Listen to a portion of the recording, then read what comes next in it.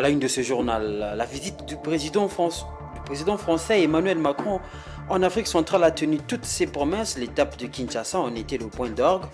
Le locataire de l'Elysée n'a pas eu un samedi 4 mars de tout repos qui a commencé par une chaude conférence de presse après un tête-à-tête avec son homologue congolais Félix Tshisekedi jusqu'au forum économique RDC France et l'UE en passant par plusieurs activités. Et puis, une surprise dans le domaine climatique au monde, l'année 2022 a connu une croissance mondiale d'émissions de CO2 plus faible que prévu. C'est l'Agence internationale de l'énergie qui l'annonce dans son rapport rendu public en ce mois de mars. C'est la grande édition du journal sur Géopolis, mesdames et messieurs. Bienvenue. Visite de travail d'Emmanuel Macron en République démocratique du Congo. Le président français a eu ce samedi un tête-à-tête avec son homologue congolais Félix Tshisekedi au Palais de la Nation. Et c'était avant d'animer une conférence de presse toujours dans le même lieu. Plusieurs sujets ont été abordés, notamment à la position de la France vis-à-vis de l'agression rwandaise, la coopération économique entre les deux pays et bien d'autres sujets. Jojo Moulamba pour les détails.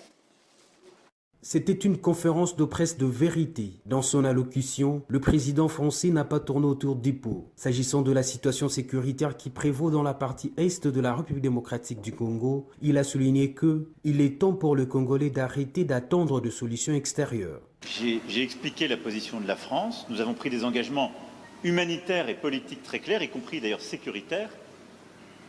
Mais ce n'est pas la France qui apportera la solution. Et je le dis ici avec beaucoup de clarté et d'humilité. Et je pense que c'est à la fois l'honnêteté et c'est la condition pour pouvoir être heureux. Parce que si on attend trop de quelqu'un ou si on arrive là dans le sentiment qu'on pourrait résoudre tous les problèmes, on finit tous malheureux. C'est pas vrai. Bon, ensuite, je l'ai dit au président, moi je soutiens le processus. Je fais confiance aussi à l'engagement du président Lourenço. Et j'espère en quelque sorte ne pas avoir à aller jusqu'aux sanctions, parce que ça voudrait dire que le chemin aura été respecté. Et je pense que tous ici dans cette salle, c'est ce que vous préférez. Parce que c'est ça qui permet d'éviter la guerre et de recouvrer une situation de stabilité. De son côté, le président congolais Assane Zambaj reprochait le regard paternaliste de la France vis-à-vis de pays africains, dont la République démocratique du Congo. Voilà ce que je voulais apporter comme précision pour dire ça aussi, ça doit changer dans la manière de coopérer avec la France et l'Europe. Regardez-nous autrement, en nous respectant, en nous considérant comme de vrais partenaires et non pas toujours avec un regard paternaliste, avec l'idée de toujours savoir ce qu'il faut pour nous. Cette visite de travail du président français avait donc une seule visée, celle de renforcer le partenariat franco-congolais dans plusieurs secteurs d'activité, dont l'économie, la recherche scientifique et autres. On va rester de plein pied dans cette visite d'Emmanuel Macron. Le discours du président français dans cette conférence de presse suscite déjà des réactions dans la classe politique mais aussi dans la société civile. C'est le cas de la nouvelle société civile congolaise par le biais de son coordonnateur Jonas Tchombela qui demande au président français d'arrêter de narguer le peuple congolais, d'autant plus qu'il sait qu'il est le soutien principal du Rwanda. Il était joint au téléphone de Patience Lokeke. Monsieur Macron doit cesser de narguer le peuple congolais. Il sait très bien qu'il est le soutien principal de Paul Kagame et les terroristes du M23. Quand il soutient Kagame, par ricochet, il soutient également le M23. Donc ce discours-là, il le dit parce qu'il estime que la solution est au Congo. Et qu'est-ce qu'il est allé faire en Angola, alors que l'Angola a rencontré les terroristes du M23? Alors cette émission, c'est pour cette raison qu'au niveau de la nouvelle société civile congolaise, nous demandons notre pays de quitter toutes les organisations où la France joue le leadership, en commençant par l'OIF, qui est dirigé par le Rwanda. Tout ça, c'est clair et connu par les Congolais. On ne doit pas continuer à narguer le peuple congolais de cette manière. De toutes les façons, nous avons foi à la jeunesse patriotique de notre pays. La solution du Congo, nous allons la trouver nous-mêmes. Parle avec la France. Dans le même registre, le volet économique de cette visite d'Emmanuel Macron, la République démocratique du Congo a plus de richesses naturelles que d'autres pays d'Afrique, a reconnu le président français Emmanuel Macron, qui s'est fait accompagner des chefs d'entreprises françaises de toute taille pour nouer des nouveaux partenariats avec la RDC. La France compte investir dans plusieurs secteurs économiques du Congo. Je vous propose de le suivre dans cet extrait choisi par Joe Moulamba. Vous êtes un grand pays, et nos deux pays ont en quelque sorte en commun aussi de voir grand. Et pour transposer un mot célèbre du général de Gaulle, le Congo ne peut être le Congo sans la grandeur. Et donc, aucun pays d'Afrique n'est plus doté que le vôtre de richesses de toutes sortes et une capacité à saisir un destin d'exception. C'est pourquoi nous souhaitons bâtir un partenariat nouveau sur plusieurs axes. Nous répondons aux demandes qui sont les vôtres, on ne vient pas plaquer des solutions, on vient avec des entreprises de toute taille, de tous ordres et beaucoup d'entreprises nouvelles. Nous assumons d'être là, y compris pour défendre nos intérêts économiques, et on le fait en amenant avec nous toutes les compétences, et y compris les Européens. Et je me félicite que 2 commissaires européens seront à nos côtés cet après-midi. C'est pas simplement la France, mais la France et l'Europe, sur la base d'un partenariat équilibré et respectueux, et des services urbains si importants pour vous, on l'évoquait ensemble, du numérique jusqu'au domaine minier, où nous souhaitons travailler avec vous pour bâtir un cadre de confiance qui permettra une exploitation au service des Congolais. Lors de son... On va rester dans le volet économique de cette visite, un forum économique de Kinshasa sur les opportunités d'un partenariat stratégique entre la RDC, la France et l'Union européenne a eu lieu. Il s'agit d'une rencontre qui a mis ensemble les officiels de ces 3 entités, mais aussi les opérateurs économiques autour des questions des métaux stratégiques et la transition énergétique, des infrastructures urbaines et les villes durables, mais aussi sur le numérique. Suivez.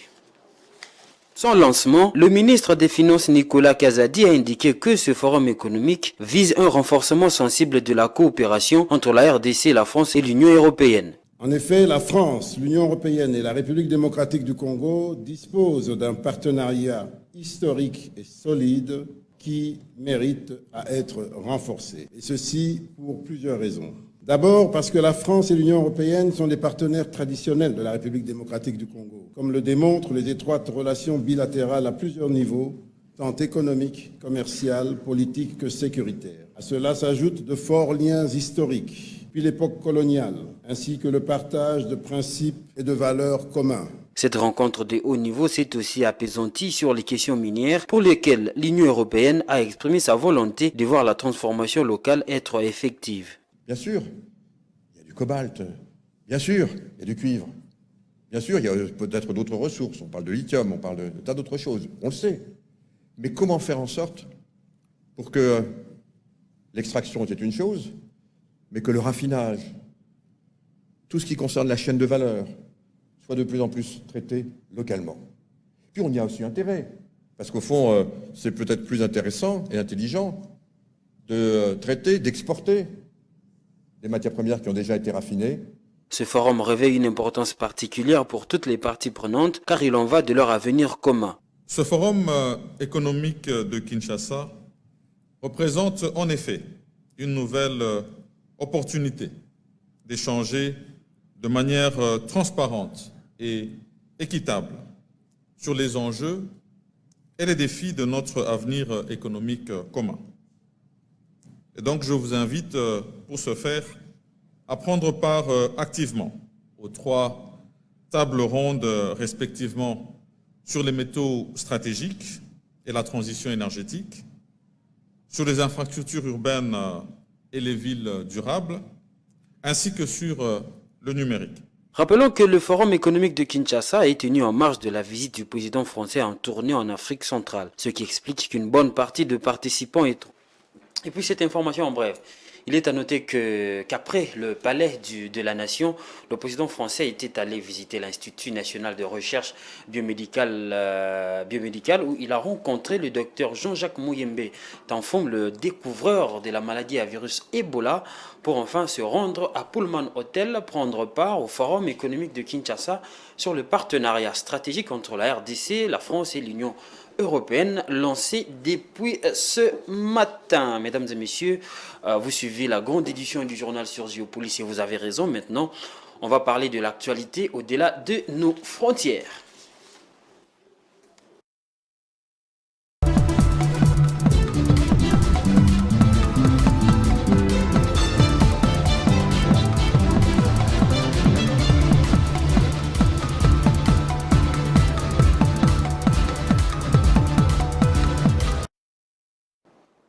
On va ouvrir cette page internationale avec cette information en bref. Désormais, l'ancien gouverneur de Lagos, Bola Tinubu, le faiseur de roi, présidera à la destinée du Nigeria après avoir été élu ce 28 février.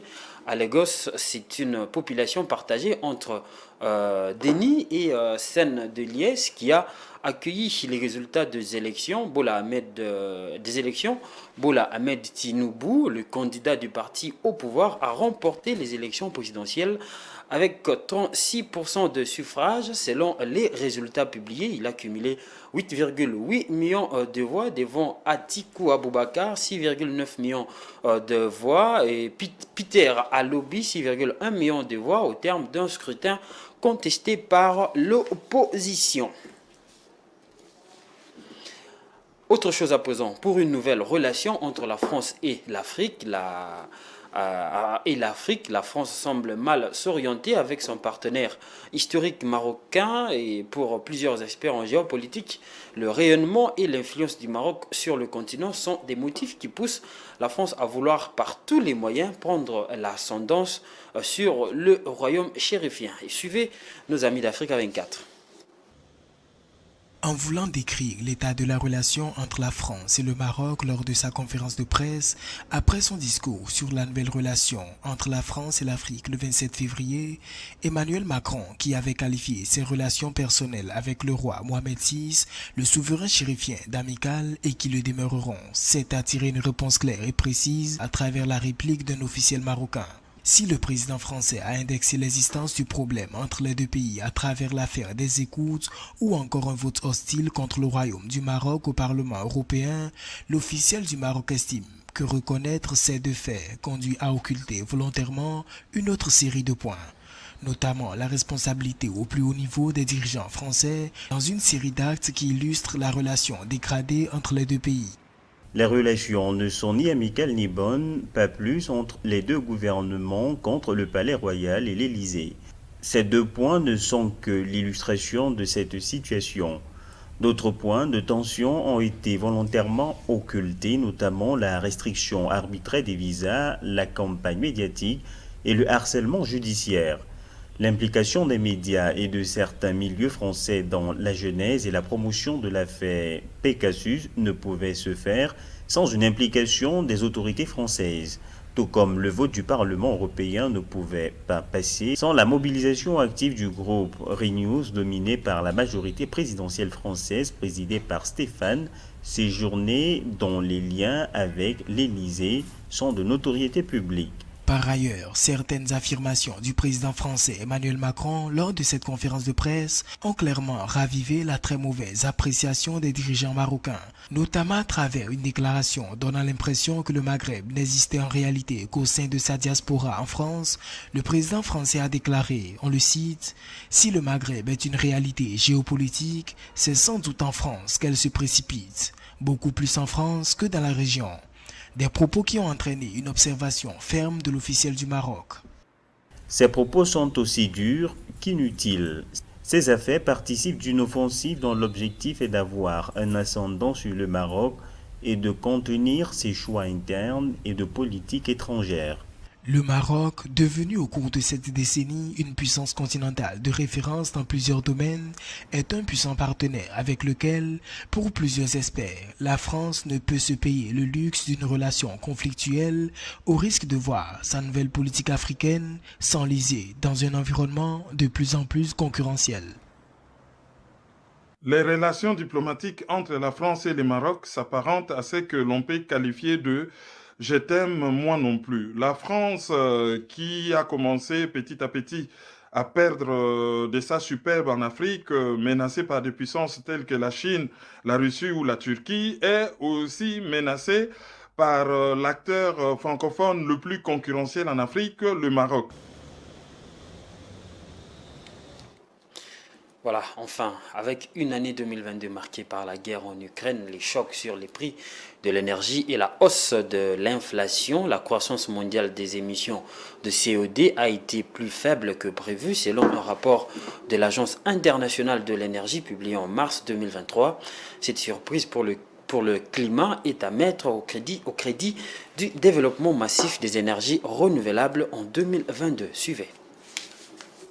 Cette croissance impressionnante de la production d'énergie solaire photovoltaïque et éolienne a permis d'éviter environ 465 millions de tonnes de CO2 dans les émissions du secteur de l'électricité. De plus, les technologies d'énergie propre comme les véhicules électriques et les pompes à chaleur ont permis d'éviter environ 85 millions de tonnes de CO2 supplémentaires. À ces propos, l'Agence internationale de l'énergie déclare que sans cette croissance accrue du déploiement des énergies propres, l'augmentation annuelle des émissions liées à l'énergie aurait été presque triplée. Par ailleurs, les réductions d'émissions sont également une résultante de ralentissement économique. La diminution de la production industrielle à forte intensité énergétique, principalement en Chine, dans l'Union européenne, au Japon, en Corée et en Amérique du Nord, a permis d'éviter l'émission de 155 millions de tonnes de CO2. Même si les énergies renouvelables permettent d'éviter les émissions de CO2, elles devraient continuer de croître au moins jusqu'en 2025. Voilà, nous sommes arrivés à la fin de cette édition du journal, cette édition spéciale du journal sur Géopolis Télévision, axée essentiellement sur la question de la visite d'Emmanuel Macron en RDC. Mesdames et messieurs, je vous rappelle les différents titres. La visite du président français Emmanuel Macron en Afrique centrale a tenu toutes ses promesses. L'étape de Kinshasa en était le point d'orgue. Le locataire du palais de l'Élysée n'a pas eu un samedi 4 mars de tout repos qui a commencé par une chaude conférence de presse après un tête-à-tête avec son homologue congolais Félix Tshisekedi jusqu'au Forum économique RDC France et l'Union européenne en passant par plusieurs autres activités. Et puis une surprise dans le domaine climatique au monde, l'année 2022 a connu une croissance mondiale d'émissions de CO2 plus faible que prévu. C'est l'Agence internationale de l'énergie qui l'annonce dans son rapport rendu public en ce mois de mars 2023. C'est la fin totale de ce journal. Merci de l'avoir suivi. Bon week-end chez vous.